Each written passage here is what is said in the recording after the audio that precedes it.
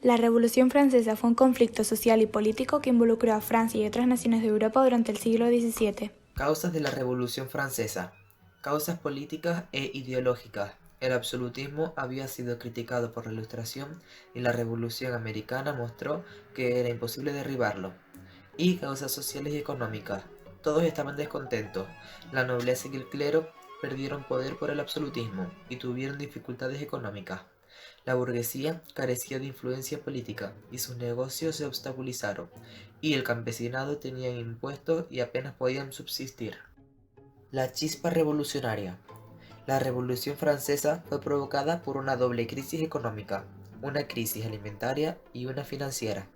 La solución era que los privilegiados pagasen impuestos y como no querían pagarlos, el rey convocó a los Estados Generales, formada por los representantes de los tres estados. Y ante esto, cada estamento redactó un cuaderno de quejas. El fin del antiguo régimen y el principio de la Revolución fue la toma de Bastilla el 5 de mayo de 1789. La Asamblea Constituyente de 1789 a 1791. El 7 de julio de 1789, la Asamblea Nacional votó para transformarse en Asamblea Constituyente, pero por miedo a que el ejército se disolviese, el pueblo de París asaltó la fortaleza prisión de Bastilla el 14 de julio de ese mismo año para tomar sus armas y defender a sus representantes. En los siguientes días se distribuyeron por otras ciudades donde los campesinos asaltaron casas y propiedades. Sus primeras disposiciones aprobadas fueron la abolición del feudalismo al eliminar los derechos señoriales y aprobaron la Declaración del Hombre y del Ciudadano, que reconocía los derechos de libertad, propiedad e igualdad ante la ley. Y 2 años después se aprobó la primera Constitución de Francia, en 1791, en la que se reclamaban la soberanía del pueblo y se establecían la división de poderes y el sufragio censitario a los varones que poseían ciertas propiedades, y así el sistema absolutista dio paso a un sistema liberal. Asamblea Legislativa de 1791 a 1792. Después de que se aprobara la Constitución, la Asamblea Constituyente se disolvió y se sustituyó por la Asamblea Legislativa.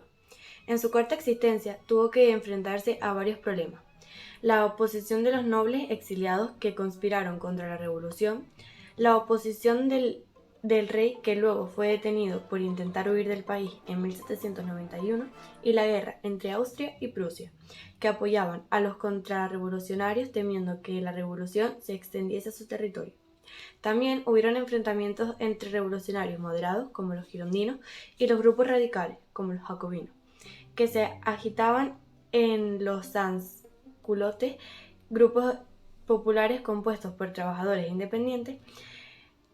Y para estos problemas, la Asamblea Legislativa nombró una nueva asamblea, la Convención. Bueno, la Convención de 1792 y 1795. Bueno, la Convención estuvo dominada inicialmente por los girondinos. En este periodo se abolió la monarquía, se proclamó la República en 1792 y se procesó y guillotinó a Luis IV en 1793. Y ante este hecho, las potencias absolutistas europeas declararon la guerra a Francia. Y bueno, el descontento popular ante la guerra permitió a los jacobinos radicales acceder al poder en 1793. Y bueno, su líder Robespierre rechazó la invasión extranjera, promulgó una constitución más democrática en 1793 que permitiría el sufragio universal masculino y dictó medidas económicas favorables al pueblo y eliminó la oposición con el terror y la guillotina. Bueno, y finalmente el directorio y el consulado de 1795 y 1799.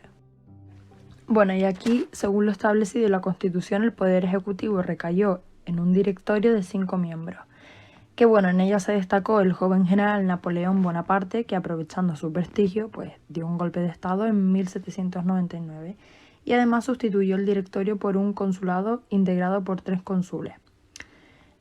Finalmente Napoleón consiguió ser nombrado primer cónsul y adueño del poder.